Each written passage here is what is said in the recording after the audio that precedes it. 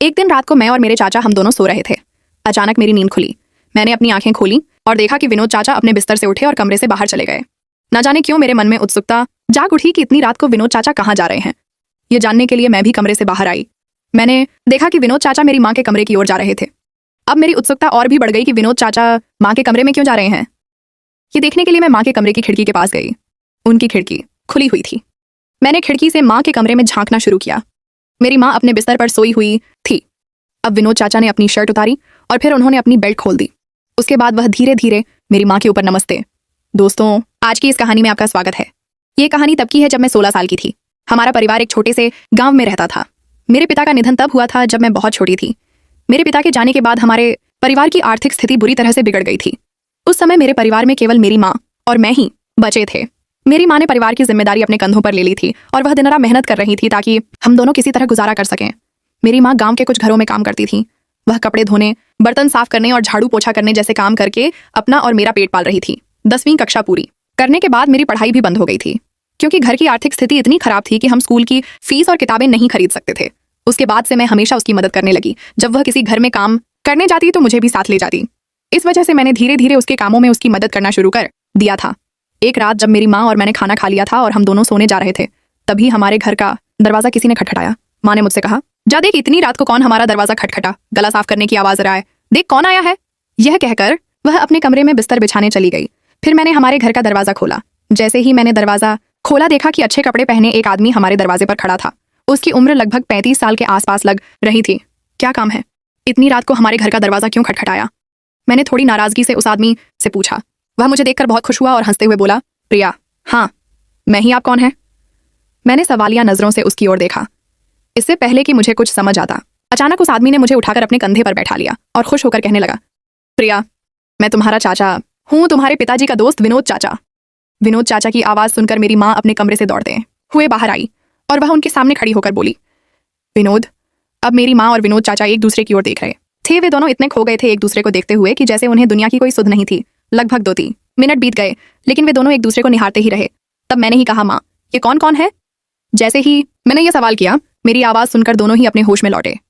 फिर विनोद चाचा ने मुझे अपने कंधे से नीचे उतारा। मैं अपनी माँ के पास जाकर खड़ी हो गई।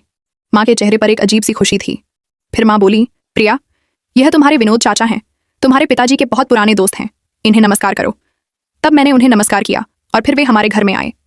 जैसे ही विनोद चाचा घर में आए, आते ही उन्होंने मेरी माँ की कमर पर हाथ रखा। तब माँ शर्माई और वह रसोई में चली गई। जब मैं रसोई में गई तो देखा कि माँ खाना बनाने की तैयारी कर रही थी। मुझे समझ नहीं आया कि हमने तो अभी अभी खाना खाया है। फिर माँ किसके लिए खाना बना रही है? मैं माँ के पास गई और उससे पूछा, अब तुम किसके लिए खाना बना रही हो? तुम्हारे विनोद चाचा के लिए। बेचारे बहुत लंबी यात्रा करके आए हैं, उन्हें भूख लगी होगी, माँ ने चिंता भरे स्वर में मुझसे कहा। मैंने कहा, अच्छा, पर तुम मुझे यह बताओ कि अगर यह मेरे पिताजी के पुराने दोस्त हैं तो फिर अब यहाँ क्यों आए हैं? माँ बोली, अरे यह भी इसी गांव के थे, ये यहीं रहते थे। ये तुम्हारे पिताजी से मिलने हमारे घर रोज आते थे। जब तुम्हारे पिताजी घर पर नहीं होते तो यह मेरी मदद किया करते थे। ये बहुत अच्छे इंसान हैं। उस समय बहुत मजा आता था, हम बहुत मस्ती करते। जब तुम्हारा जन्म हुआ तब ये दुबई चले गए थे और आज इतने सालों बाद लौटे हैं। ये अकेले रहते हैं, इनका कोई नहीं है, इसलिए ये यहाँ रहने के लिए आए हैं। और वैसे भी अब इनके पास मेरे अलावा कौन है? कल सुबह वे अपने घर चले जाएंगे। ये सब माँ मुझे बताते हुए बहुत खुश लग रही थी और उसकी आंखों में एक अलग सी चमक थी। मैं उस समय छोटी थी, इसलिए मुझे कुछ भी समझ नहीं आ रहा था।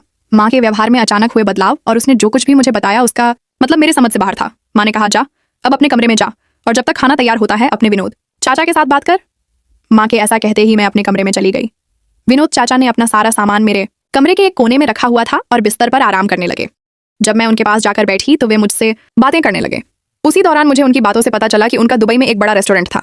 उन्होंने उस रेस्टोरेंट से बहुत पैसा कमाया था, लेकिन पिछले कुछ दिनों से उन्हें अपने गाँव की बहुत याद आ रही थी, इसलिए उन्होंने अपना रेस्टोरेंट बेच दिया और गाँव में स्थायी रूप से रहने के लिए वापस आ गए हैं। मैं उनकी बातों को ध्यान से सुन रही थी, लेकिन मेरे मन में कई सवाल उठ रहे थे। इतनी रात को उनका आना, माँ का अचानक इतना खुश हो जाना और उनकी आपस की बातें, यह सब मुझे थोड़ा अजीब लग रहा था। विनोद चाचा और माँ के बीच कोई गहरा रिश्ता था जो मुझसे छिपा हुआ था। हम बात कर ही रहे थे कि अचानक उन्होंने मुझसे कहा, तू मुझे विनोद चाचा मत कह, सिर्फ चाचा कह। अब जब मैं उनसे बात कर रही थी, कुछ देर बाद मेरी माँ विनोद चाचा को खाने के लिए बुलाने के लिए मेरे कमरे में आई और उन्हें खाने के लिए बुलाकर वह रसोई में चली गई। विनोद चाचा के साथ मैं भी रसोई में गई। फिर माँ ने उनके लिए थाली परोस दी। फिर विनोद चाचा ने भरपेट भोजन किया और फिर वहीं बैठते हुए एक बड़ी जमाई ली और फिर मेरी माँ से पूछा, संगीता, तुमने मेरे लिए खाना बनाया? थक तो नहीं गई? माँ ने उनकी तरफ देखते हुए हल्की मुस्कान के साथ कहा, तब आपने मेरे लिए इतना किया था। मैं कब थकी थी, जो अब कैसे थक जाऊंगी। उसके बाद विनोद चाचा हंसते हुए रसोई से बाहर चले गए। तभी माँ ने मुझसे कहा, अब तू अपने कमरे में जा और सो जा, विनोद चाचा भी तेरे ही कमरे में सोएंगे। मैं अपने कमरे में चली आई। मैंने बिस्तर बिछाया और अपने बिस्तर के पास ही विनोद चाचा का बिस्तर बिछाया। माँ ने कहा था कि वह मेरे कमरे में सोएंगे, लेकिन इस बात से मुझे थोड़ी असहजता महसूस हो रही थी। मैं चुपचाप अपने बिस्तर पर बैठी रही, सोच में डूबी हुई, जबकि विनोद चाचा धीरे धीरे कमरे में आए और अपने बिस्तर पर लेट गए। कमरे में सन्नाटा पसरा हुआ था और सिर्फ कदमों की धीमी आवाज सुनाई दे रही थी। मैं अपनी चादर को कसकर पकड़े हुए लेट गई, लेकिन नींद मुझसे कोसों दूर थी। अचानक विनोद चाचा ने चुप्पी तोड़ी। प्रिया, तुम बड़ी हो गई हो, लेकिन अब भी उतनी ही प्यारी लगती हो जितनी पहले थी। तुम्हारी माँ ने तुम्हें बहुत अच्छे से पाला है। उनकी यह बात सुनकर मैं थोड़ा चौंकी, लेकिन मैंने कोई प्रतिक्रिया नहीं दी। मेरे मन में असहजता बढ़ती जा रही थी। विनोद चाचा ने फिर से बात शुरू की। तुम्हें मुझसे डरने की जरूरत नहीं है प्रिया, हम सब परिवार हैं। यह सुनकर मेरा दिल और भी तेजी से धड़कने लगा। मुझे समझ नहीं आ रहा था कि वे क्या कहना चाह रहे थे, लेकिन उनके शब्दों में एक अजीब सा मतलब छिपा हुआ था। मैं चुपचाप लेटी रही, लेकिन मन में डर बढ़ता जा रहा था। विनोद चाचा अब अपने बिस्तर पर लेट चुके थे, लेकिन उनकी हरकतें और बातें मेरे मन में शक पैदा कर रही थी। मैंने सोने की कोशिश की, लेकिन मुझे ऐसा महसूस हो रहा था कि कुछ गलत होने वाला है।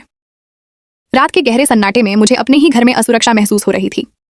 करीब 10 से 15 मिनट बाद विनोद चाचा उठे और उन्होंने कमरे का दरवाजा बंद किया। फिर उन्होंने कमरे की लाइट बंद की और अपने बिस्तर पर लेट गए।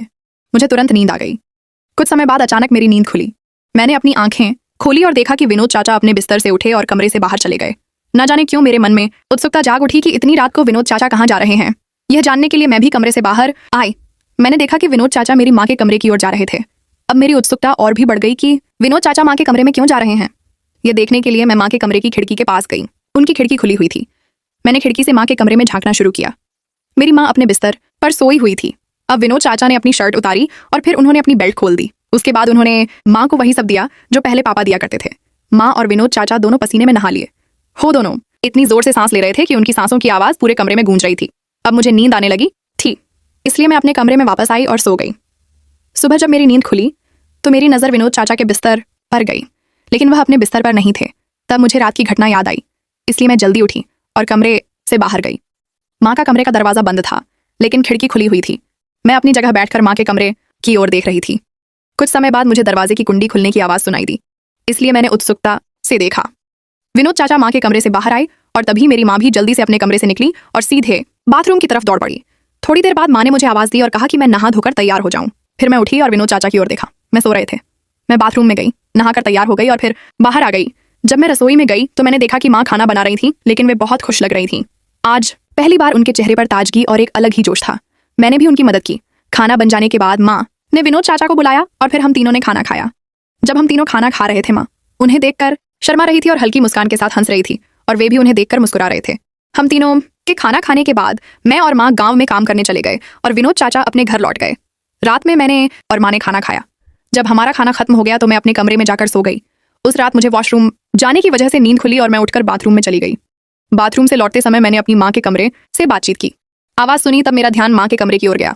उनके कमरे का दरवाजा बंद था, लेकिन कमरे में बत्ती जल रही थी। मुझे आश्चर्य हुआ कि इतनी रात में माँ किससे बात कर रही थी और उनके कमरे की बत्ती क्यों जल रही थी। यह जानने के लिए मैं उनके कमरे की खिड़की के पास गई और अंदर झांकने लगी। माँ बोल रही थी, अरे कितना समय हो गया, मैं कब से आपका इंतजार कर रही हूँ। विनोद चाचा बोले, अरे मैं गांव में अपना रेस्टोरेंट की दुकान खोलने वाला हूँ, इसलिए मैं गांव में एक जगह देख रहा था, लेकिन उस जगह का मालिक दूसर